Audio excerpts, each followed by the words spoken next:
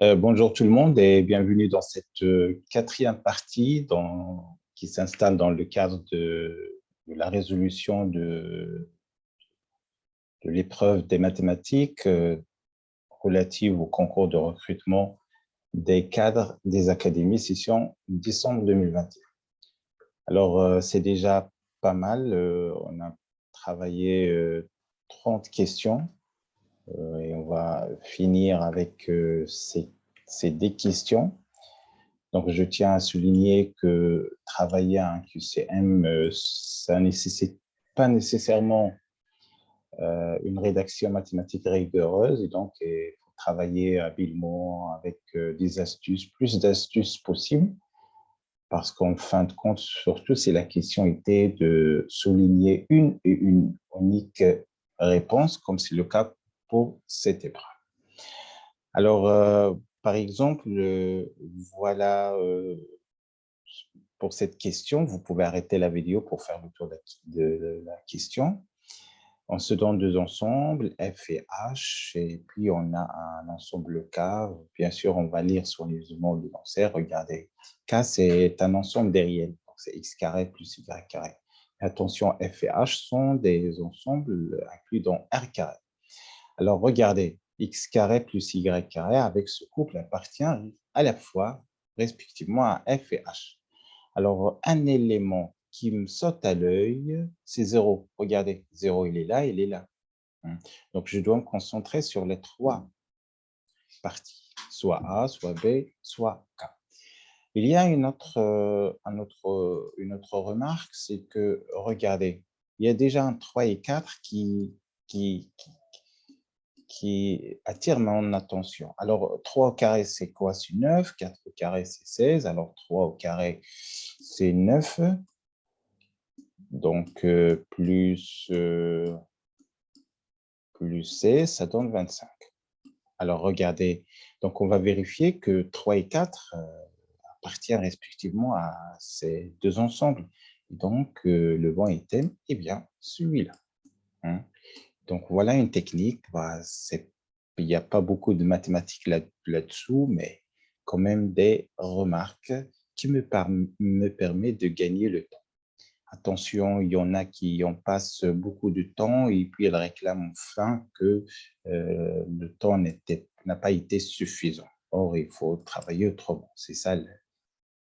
Alors, par exemple, pour tout entier n, l'un des trois entiers naturels, n plus 10 et n plus 20, est un multiple S de 2, de 3, ou bien 4, ou bien 5. Alors, regardez qu'est-ce que je vais prendre. Alors, bien sûr, je ne vais pas mener une rédaction. Peut-être j'ai mal choisi la bonne réponse, mais quand même, je vais retourner. Je vais retourner pour donner l'expression et puis vous guider. Alors, pour tout entier naturel n, alors je sais bien que pour les entiers naturels, soit j'aurai cette décomposition en tant que nombre pair de k et de k plus 1, ou bien j'aurai une décomposition de la forme 3k plus 1, et 3k plus 2, ou bien j'aurai une décomposition de 4k, 4k plus 1, 4k plus 2 et 4k plus 3. 4k plus 3. Ou encore 5k, 5k plus 1, 5k plus 2, 5k plus 3, 5k plus 4. Voilà. Donc, pour une petite démonstration, c'est tout simplement la division euclidienne de n par 2. Et le reste, dans le premier cas, c'est 0,1. Dans le deuxième cas, c'est 0,1,3. Dans le troisième cas, 0,1,2,3, et ainsi de suite. Alors, je vais voir qu'est-ce qui se passe pour deux cas. Pour un nombre pair, un nombre impair, ça tient pas. Pour les n plus 10 et n plus 20. Alors, je vais prendre ce cas-là. Je vais passer au deuxième cas. Mais regardez qu'est-ce qui se passe. Alors, si n est un multiple de 3, ça marche. Donc, ça marche pour 3 cas. Pour n plus 20, regardez, je vais remplacer en fait, le 3K, c'est le 3N. Hein. Donc, c'est 3K plus 20, ça va me donner 21. Et donc, 21, je peux factoriser par 3, donc c'est 3 facteurs de K plus 7, donc c'est un multiple de 3. Pour n plus 10, regardez, je vais ajouter 10 à 2, ça va me donner 3k plus 12. Et donc, je peux factoriser par 3. Donc, c'est 3 facteurs de k plus 4. Et donc, le k combinable est bien 3. Donc, je vais vous montrer la rédaction rigoureuse après, mais c'est juste une idée pour comprendre comment on va faire. Alors, pour cette question, alors on se demande de donner la somme de cette série. Voilà ce que je vous propose. Alors, je n'ai pas fait attention qu'il s'agit qu'on commence de n supérieur à 0. Hein. Regardez bien. Ici, on commence n supérieur à 1, mais ce n'est pas grave parce qu'enfin, je vais retrancher 1 parce que la somme de n égale à 0, c'est tout simplement, si je remplace n par 0, ça va me donner 1 sur 1, donc c'est 1. Et donc, je vais garder le calcul, le même, et puis je vais retrancher 1 à la fin. Donc, je vais multiplier, je vais poser S cette somme, je vais la multiplier par un tiers. Et puis, c'est question juste pour normaliser l'écriture. J'aurai un n plus 1, un n plus 1, ce qui me permet, par un changement d'indice, d'avoir le même n. Et puis, je vais revenir pour séparer. Je vais trouver que c'est 1 tiers S moins S. Le reste, je le connais bien. Il s'agit bien d'une suite géométrique de raison 1 sur 3 et dont la somme est donnée par l'expression classique U0 fois 1 moins la base à la puissance n moins p plus q sur 1 moins q. Et de fait qu'on a plus l'infini ici, donc ça va donner un 0. Donc, c'est 9 sur 4 moins 1. Donc, la bonne réponse est bien 5 sur 4. Et je me demande s'il n'y a pas une possibilité d'avoir, par exemple, calculé à un certain moment des sommes données et puis comparer avec la plus proche, comme j'ai fait d'ailleurs pour un exercice auparavant. Alors, pour cette question 44, on se demande de trouver le développement limité de l'ordre 4 de f en moins 1. Donc, l'idée, c'est toujours travailler astucieusement. Regardez, je ne suis pas obligé vraiment à chercher le développement à l'ordre 4 parce que ça va prendre beaucoup de temps. Hein. Donc, regardez, surtout que les expressions sont différentes l'une de l'autre. Et donc, pour moi, je vais me fixer comme objectif pour gagner un peu de temps seulement l'ordre 3 et puis je compare. Regardez, parce que ces expressions sont différentes l'une de l'autre. Et donc, juste l'ordre 3 me suffit pour piquer, la bonne réponse. Alors, effectivement, c'est ce que je vais faire. Alors, je sais bien que le développement limité de 1 plus t, ln de 1 plus t, c'est t moins t carré sur 2. Et donc, pour l'expression donnée, je vous laisse voir. Vous pouvez arrêter la vidéo pour lire soigneusement. Alors, je vais supposer que le développement limité de la fonction réciproque s'écrit sous la forme ay plus by carré plus cy3 plus un petit taux de un petit rond de y à la puissance 3. Du fait que f de 0 égale à 0, c'est-à-dire si je remplace par 0, donc on n'a pas vraiment une constante. L'idée consiste à poser y égale moins x plus x carré, c'est-à-dire la fonction f, puis je remplace. Puis je factorise, et du fait qu'on a f moins 1 en f égale à x, alors je vais faire égalité des monomes pour trouver enfin que a égale à moins 1, b égale à... Trouver en fait les valeurs b égale à 1 et c égale à moins 2. Donc, je me contente là pour comparer parmi les items proposés pour en déduire très rapidement. Attention, la question de temps est si importante. Question suivante, soit f une fonction numérique définie par 2x à la puissance 3 plus 6xy moins 3y carré plus 2. Alors, quels sont les extrémums de cette fonction? Point critique.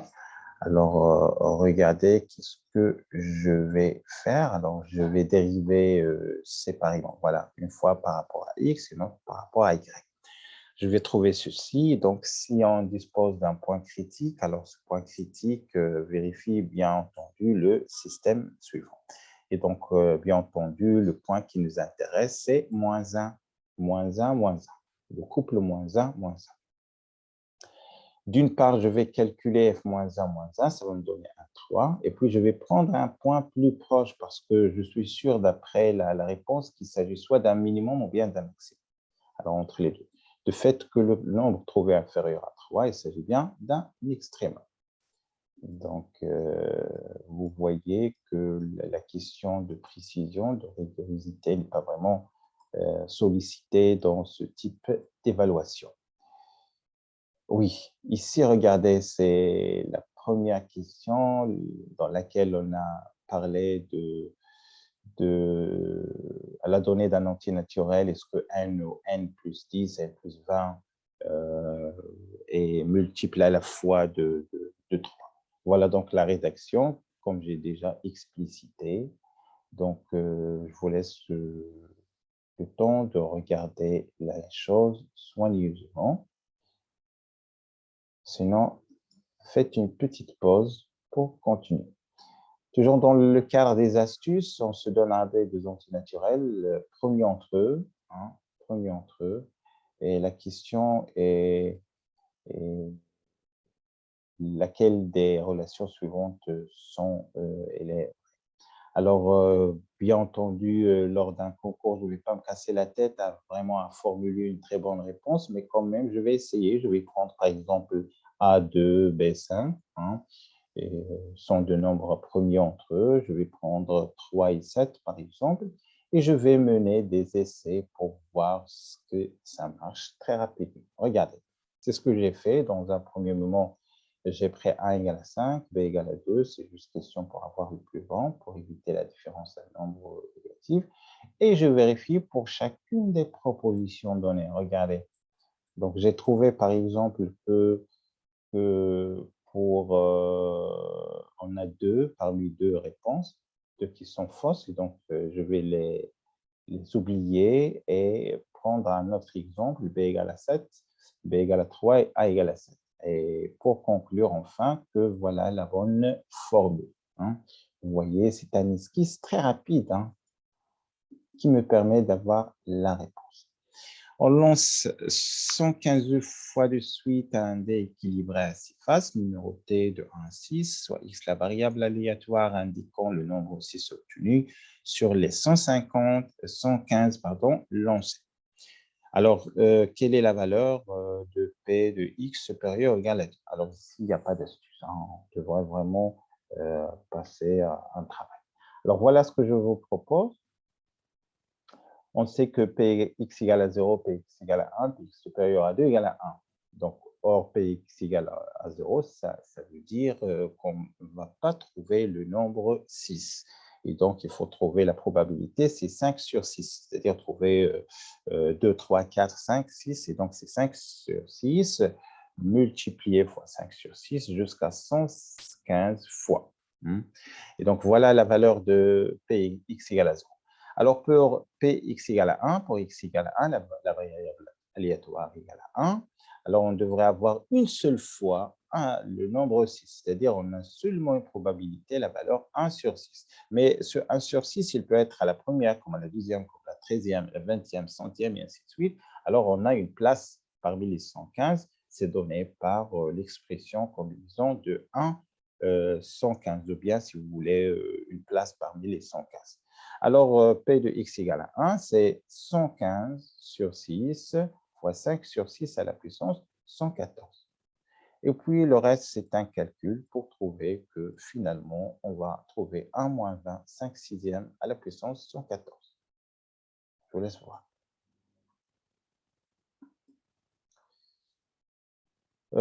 On pose W égale à l'exponentielle de 2i sur 3. On se donne avec ces trois nombres réels qui vérifient ceci. Alors, je tiens tout d'abord à mentionner que ce nombre à la puissance de 3 égale à 1.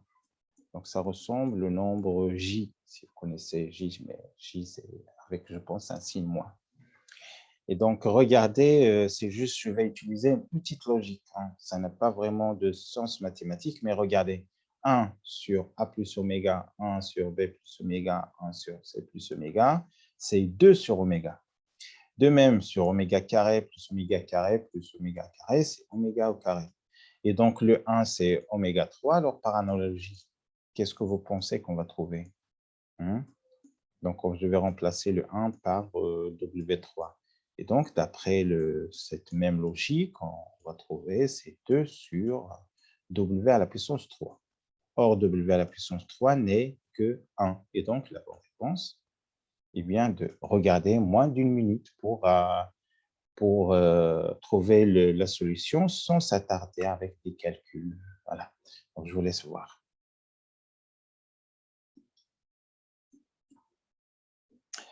C'est une question directe. Alors, une urne contient n boules numérotées de 1 à n. On tire une boule au hasard. On note x, la variable aléatoire, qui égale au chiffre obtenu. Alors, c'est une situation classique des cours des probabilités. Ça se voit qu'il s'agit bien d'une loi uniforme de paramètres 1 sur n. C'est une classique des cours. Question suivante, on se donne l'application de R dans R qui vérifie f en f égale à moins x. Est-ce que la fonction est bijective, croissante, décroissante, f de 0? Alors, voilà ce que je vous propose. Alors, tout d'abord, je vais passer à la dérivée. Donc, si je dérive, je vais trouver la dérivée de la composée. C'est f' rend f de x fois f' qui égale à moins 1, parce que la dérivée de i moins x, c'est moins 1. Moins 1, c'est un nombre strictement négatif, et donc ça donne une idée sur le signe. F' ne peut pas avoir un signe constant. Il devrait avoir, en fait, parce que c'est les positifs, ça donne positif, c'est les négatifs, ça donne positif, ce qui n'est pas le cas. Et donc, on peut conclure que notre fonction ni croissante ni décroissante.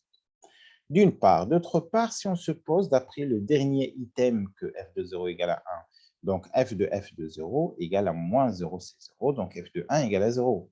Je vais composer encore une fois par f pour trouver d'une part moins 1, d'après l'expression de f de x, la voilà, et d'autre part, c'est 1 d'après la supposition f de 0 égale à 1, ce qui est impossible. Alors, il reste juste un item, à savoir notre fonction, elle est bijective. Voilà donc l'idée. Donc, je rappelle encore une fois, pour travailler un QCM, on n'est pas vraiment censé de répondre avec précision. Il faut tenir en compte le facteur temps. Il faut travailler habilement. Il faut également avec des astuces, avec une analogie, avec beaucoup de réflexion, d'intuition également mathématique. Voilà donc pour le reste des 10 questions. Ce sont des questions que vous pouvez trouver dans les cours relatifs, le cours relatif aux séries. Il vous donnera des réponses sur les questions proposées. Donc voilà, donc merci de votre attention et très bonne continuation.